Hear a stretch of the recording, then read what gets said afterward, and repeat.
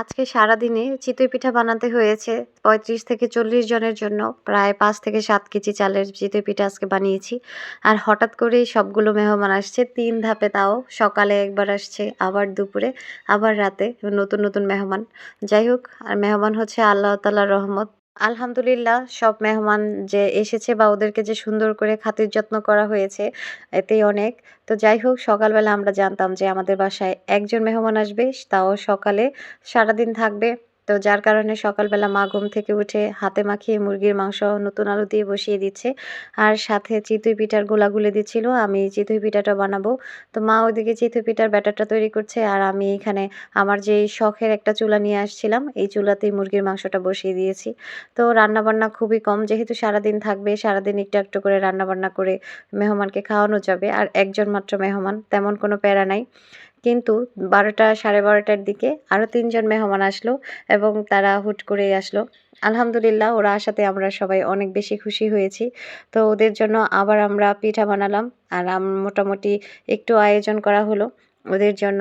তো এখানে আমি পিঠা বানাচ্ছিলাম দুপুরে যারা এসেছিল ওদের জন্য।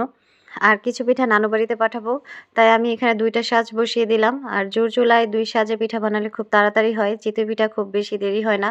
আর চিতই পিঠার ব্যাটারটা যদি সুন্দর হয়, তাহলে আলহামদুলিল্লাহ পিঠা একদম পারফেক্ট হয়। এটা আমি হাতে ব্লেন্ডার করেও এর আগে বানিয়েছিলাম ঘরে, চাল ভিজিয়ে রেখে, তাও ভাতের চাল ভিজিয়ে রেখে। ওই পিঠাগুলো অনেক সুন্দর হয়েছে। আমি সম্পূর্ণ রেসিপিটা শেয়ার করেছিলাম।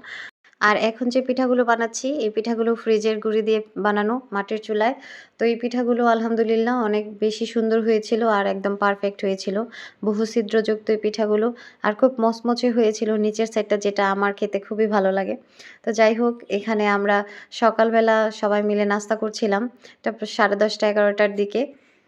তো আমি আবার ফাঁকে, ফাঁকে পিঠাও বানাচ্ছিলাম। পিঠা বানাতে, বানাতেই প্রায় দুপুর হয়ে গিয়েছে। আর দুপুরে রান্নাবান্না পাশাপাশি করছিলাম। তারপর আবার দেখলাম যে খুব বড় একটা মাছ নিয়ে আসলো।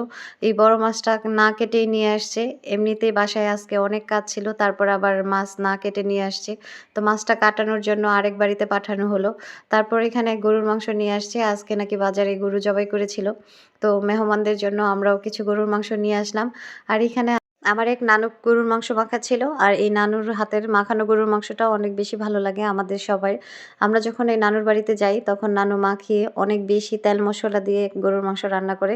ওইটা খেতে আমাদের কাছে ভালো লাগে। তাই উনি যেহেতু আছে, ওনাকে বলার পর আমরা সবাই মশলা-টশলা এগিয়ে দিচ্ছিলাম, আর উনি সুন্দর করে মাখিয়ে দিয়েছে। তারপরে যে আমরা রাতে যে মেহমানগুলো আসবে, রাতে প্রায় ১০ জন মেহমান আসবে, ওদের জন্য রান্না করছি। তো সারাদিনের সব মেহমান মিলিয়ে, বাড়ির মানুষ মিলিয়ে প্রায় ৪০ জন মানুষ হয়েছিল, যাদের জন্য আমরা পিঠা করেছি। তারপর রাতে শুধু মেহমানদের পিঠা খাইয়ে বিদায় দেওয়া যাবে না। তো ওদের জন্য এখানে পোলার চাল আর ডাল দিয়ে খিচুড়ি রান্না করা হচ্ছে, লেটকা খিচুড়ি।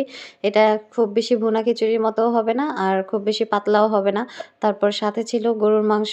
আবার ওদের জন্য তো রাতে আরেক ধাপ চিতই পিঠা বানানো হচ্ছে। কারণ রাতে যারা এসেছিল, ওরা সারাদিন চিতই পিঠা খায় নাই। ওদের জন্য আবার নতুন করে ফ্রিজ থেকে গুঁড়ি বের করে চিতই পিঠার ব্যাটার তৈরি করে তারপর চিতই পিঠা বানানো হচ্ছে। আলহামদুলিল্লাহ, আমার মেহমানদারি করতে অনেক ভালো লাগে। বাসায় মেহমান আসলে আমি অনেক বেশি খুশি হই। আমার কাছে অনেক ভালো লাগে। নিজের হয়তোবা মানুষ নাই, এইজন্য আমার কাছে মানুষ অনেক ভালো লাগে। তো যাই হোক, আমাদের আজকের আয়োজনগুলো খুব সুন্দর মতো কেটেছে ধাপে, ধাপে, একদম অনাকাঙ্ক্ষিতভাবে। তাও আলহামদুলিল্লাহ খুব ভালো কেটেছে। তো সবাই ভালো থাকবেন। আল্লাহ হাফেজ।